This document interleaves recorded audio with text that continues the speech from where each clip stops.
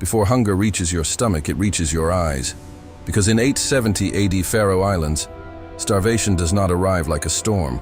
It arrives like a tide, slow, patient, and completely indifferent to everything you have already survived. The last goat died 4 days ago. You know this because you were the one who found her, stiff against the stone wall of the pen, her breath already gone before the cold morning arrived to claim what remained. The village has 11 families, 43 people. 12 of them are children under the age of 7. You have counted them.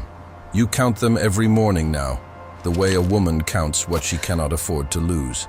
The men sat together 2 nights ago around the central fire and decided, quietly and without drama, that the sea was impassable until the storm cycle broke, that the island had given what it had to give, that waiting was the only remaining option. You listened to all of it. You said nothing. Then you stood up. A woman moves through the interior of the longhouse before first light. Her name is not recorded in any saga. Her face is not carved into any stone. History did not think to write her down.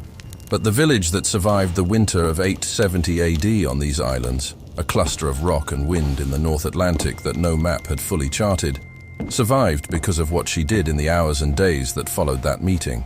She moves without hesitation, which is not the same thing as moving without fear. Outside, the Faroe Islands in late January offer almost nothing. The Atlantic on all sides is gray and violent. The cliffs drop straight into water that would kill a person in 4 minutes. Wind comes from every direction simultaneously, or so it feels. A wind that finds every gap in clothing, every cracked seam, every moment of stillness. The grass that covered the hills in summer is buried or dead. The birds that nested on the clifftops in summer are gone. The sea that fed the village through autumn is sealed behind walls of swell and spray that no boat can safely enter. She pulls her outer layer tighter, sealskin over wool over linen, 3 layers that her hands assembled and her needle sealed. She walks toward the cliffs, not the high cliffs facing the open ocean. Those offer nothing but danger now. The low cliffs on the sheltered eastern side, where the rock meets the water at an angle and the swell breaks differently. Where she has been watching for 3 days, something she has not yet mentioned to anyone.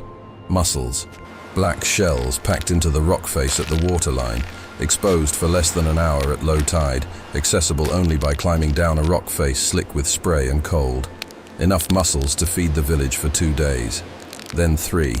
Then as many days as the tide continued to expose them and the hands continued to reach for them. Not a feast, not a solution, but not nothing. In a winter that had reduced every calculation to its simplest form, not nothing was everything. She climbs down. The rock is cold enough to numb her fingers through the sealskin of her gloves within minutes. She works quickly. A basket tied across her back fills slowly. She does not look at the water below.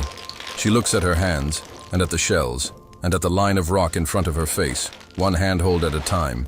The wind pushes at her back as if testing her intention. She has already decided. Her intention does not require testing.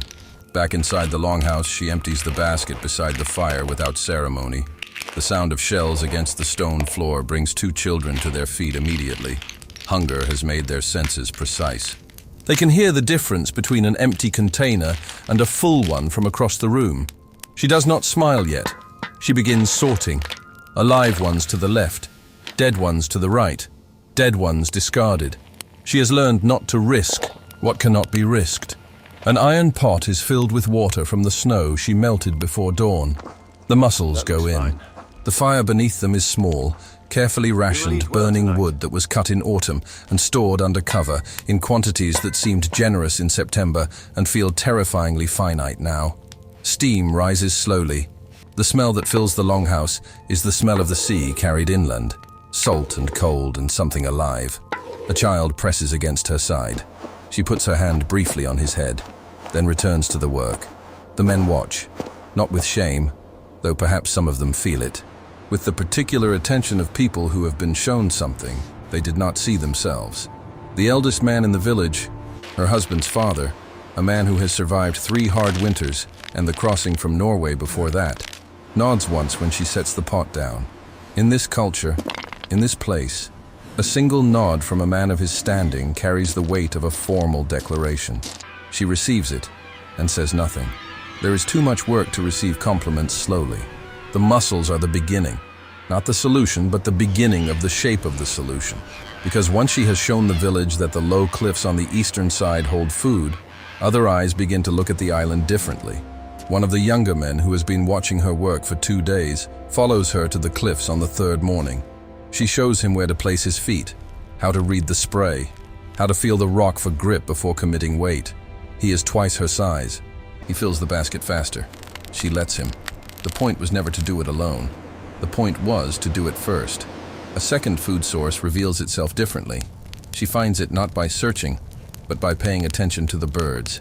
Even in deep winter, a handful of seabirds remain on the Faroe cliffs. Fulmars, kittiwakes, a species of auk that nests in rock crevices above the waterline. She watches where they land. She watches what they carry. On the 4th day, she finds, in a narrow crack in the rock face on the northern slope, a cache of dried fish. Not her cache, not a human cache, the winter store of something else entirely, taken by an animal that would not be returning for it. She takes it without guilt. This is the contract the island offers. Attention in exchange for survival. Inside the longhouse, the portions are still small. They are smaller than anyone would choose, but they exist. The arithmetic has changed from subtraction to something more complicated, which means it has changed from despair to management. Management is survivable. Despair is not. She has understood this not as a philosophy, but as a practical observation. A person who has decided the situation cannot be managed stops looking for what can be managed. She has not stopped looking. The sealskin she is repairing by firelight in the evenings is not her own. It belongs to one of the children who outgrew their outer layer in autumn and has been wearing something too small and too thin through the coldest weeks. She is letting out the seams, inserting a panel of hide she cut from a piece that was stored as a spare. The needle moves in and out of the skin with practiced precision. This too is survival management. A child who is warm enough can sleep.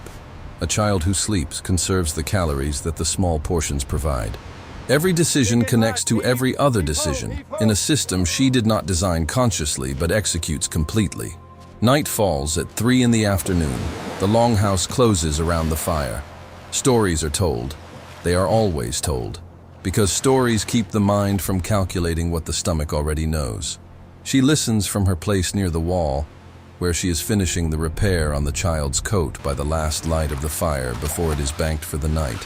The story tonight is about Odin walking among men in disguise, about recognition coming only to those who were paying attention. She finds this relevant. She does not say so. The fire is banked. Ash pressed over coals with a flat stone. The same motion performed every night, the same intention behind it, not to extinguish, but to preserve. Combustion rationed the way everything is rationed. She lies down in the darkness beside her children. The wind outside finds the longhouse and tests it, the way it tests everything on these islands, continuously, without rest, without animosity, simply because that is what wind does. The building holds. She built part of these walls herself in the first autumn when they arrived, and understood that what they had brought from Norway was a starting point and nothing more. Weeks pass in this way, not dramatically, not heroically. One low tide at a time, one basket of mussels, one repaired seam, one banked fire. The storm cycle breaks in late February, 3 weeks later than anyone predicted. The first boat goes out on a morning when the swell drops enough to launch safely. It returns with fish, real fish in quantity, for the first time since November. The village eats that night in a way it has not eaten since autumn. The relief in the room is physical. You can see it in the way shoulders drop. In the way children eat slowly instead of fast, because fast eating is the habit of a body that has learned not to trust that the food will continue. She eats her portion the same way she has eaten every portion since December. Carefully, without waste. She does not celebrate differently than anyone else. What she did was not, in her understanding, extraordinary. It was simply what the situation required, looked at clearly, and without the luxury of despair. The village she kept alive that winter did not build a monument to her. It did not need to. It continued. Children who were 12 in 870 AD grew up and had children of their own on these same islands. Those children built the settlements that later Norse explorers found already inhabited when they arrived. They found people who knew the eastern cliffs and the low tides and the rock crevices, where things could be found by those who paid attention. They had been taught. In 870 AD on the Faroe Islands, every man had looked at the situation and seen its limits. She looked at the same situation and saw its edges, the places where it could still be pushed, where the island was still willing to give something to someone willing to climb down a frozen rock face at low tide in January to take it. History did not write her name down, but the people who survived that winter knew it. They said it when they ate. They said it when they banked the fire at night and felt the warmth hold.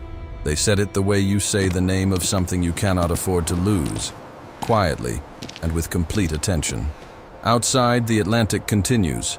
Wind crosses the islands without stopping. The cliffs hold their place against the water, the way they have always held it.